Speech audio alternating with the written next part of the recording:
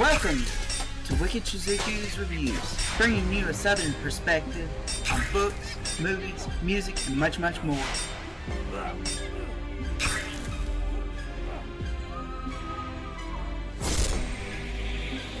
Stick around for a while, you just might hear something wicked.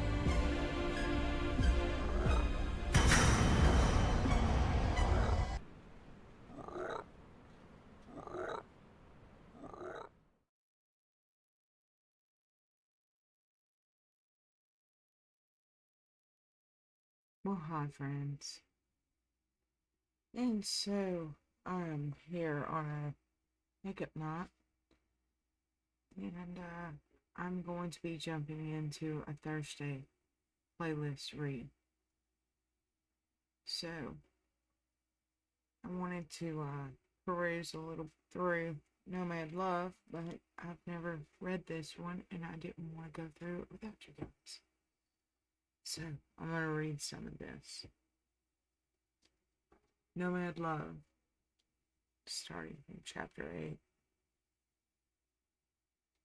Something there, cutting the darkness of the room with a thin slice of light, a small, poorly filled gap in the shuttered window, hardly enough to allow a glance to pass through.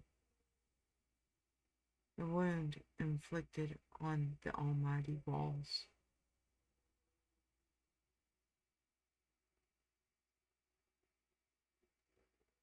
It was Elalami's duty to stay there waiting in the dark because of the voice that had reached her from the patio. The voice of an unknown man saying, "Takfine from the south." Then gently, Elalamy took a step closer to the light.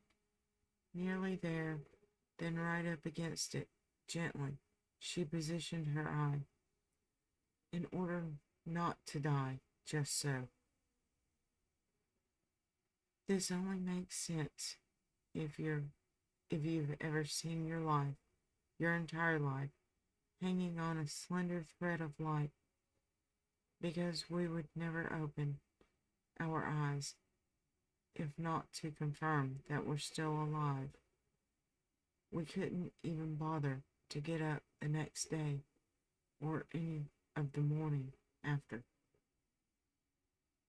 Every day we open our eyes and look so as not to look death in the face, just so.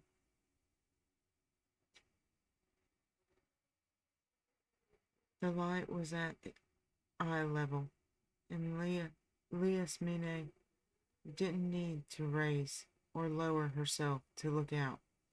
She put her eye to the crack in the window, and there it was, life running in the dark. Alone and cramped for space, her eye set to nuzzling the wood as best it could, but only managed to make out the sharp, tapered, incomplete image of a man dovetailed into an opening, a single thread of hair, skin, flesh, and bone. As if before reaching her, the image had been gnawed evenly from both sides of an army of rodents until nothing was left but a narrow strip hanging by a thread. And what Elalamy saw for a moment was the fragment of a man sitting in the patio.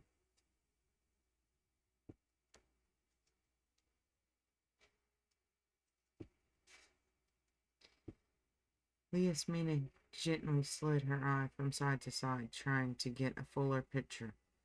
Later she would be able to patch the images, sew them together, and see what her eye caught, as it was between two strips of wood, had been unable to see.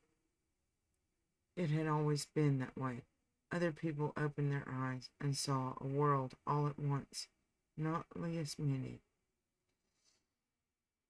In those days, in fact, wherever there were women, mothers, or daughters of men, there were walls as well, and wherever there was Elalamy, someone had put up veils, screens, wrought iron, grill work, and shutters on the windows and doors. Someone had, in a manner of speaking, added eyelids to her eyelids, narrowing her outlook. She had but a partial vision of a world made up of broken lines of concealed images, veiled, spoiled, torn, always incomplete.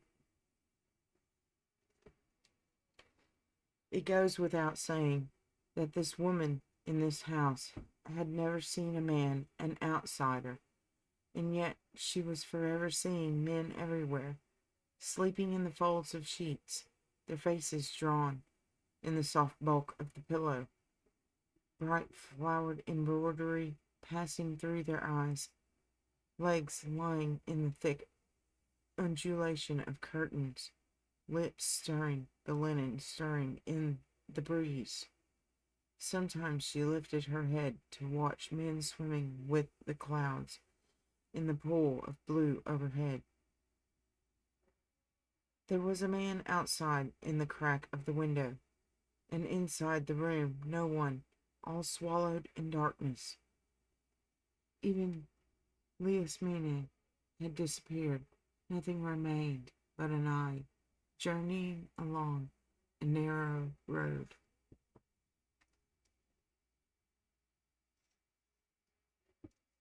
Alright, that was interesting. So, let's see. I'll be right back after this break.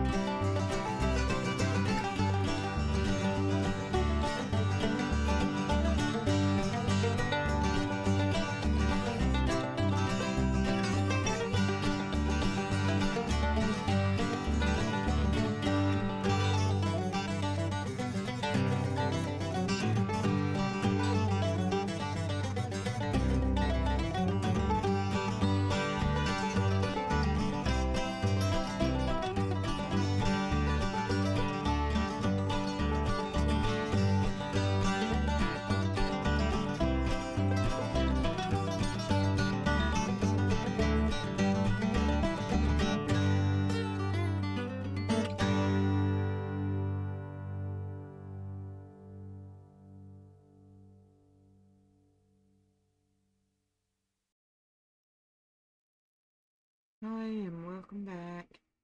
So, I'm going to continue with the Gnostic Bible. Not feeling up to the Lowell offering or the Oedipus cycle tonight, so I'll continue. I'll backtrack about one verse where I left off in Gospel of Thomas.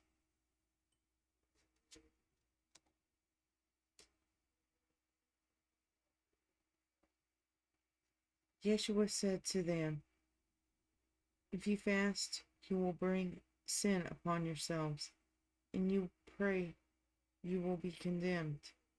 And if you give to charity, you will harm your spirits. When you go into any region and walk through the countryside, and people receive you. Eat what they serve you, and heal the sick among them. What goes into your mouth will not defile you, but what comes out of your mouth will defile you. 15. Yeshua said, when you see one not born of woman, fall on your faces and worship. That is your Father. 16. Yeshua said, people may think I have come to impose peace upon the world. They do not know that I have come to impose conflicts upon the earth, fire, sword, war.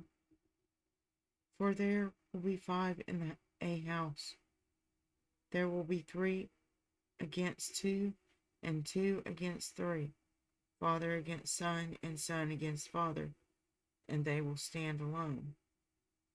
17.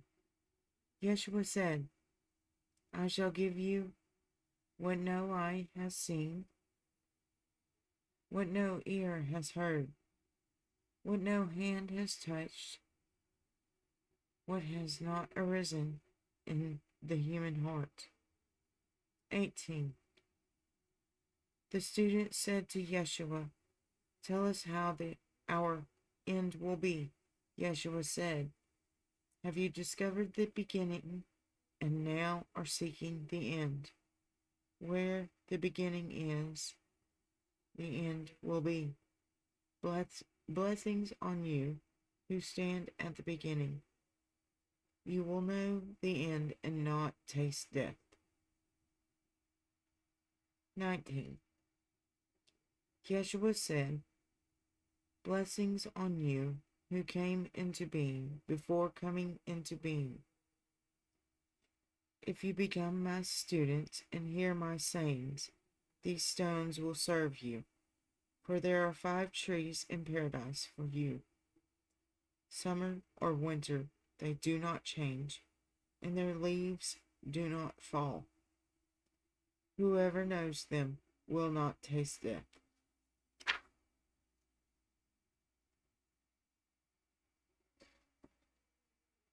And I'll round up with verse 20 tonight.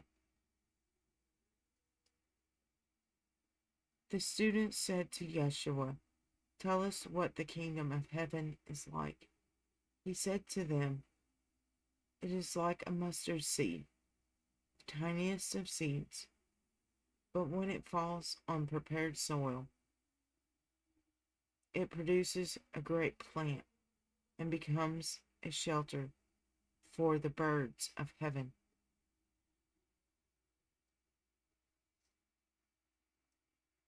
It's very poetic, very pretty and lyrical.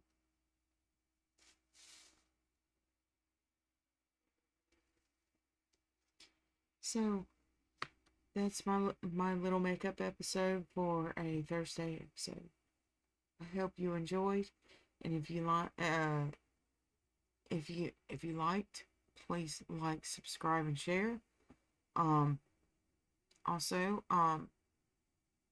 you can find more of the Gnostic Bible reading and other Thursday reads in the Thursday playlist if you go back to those episodes.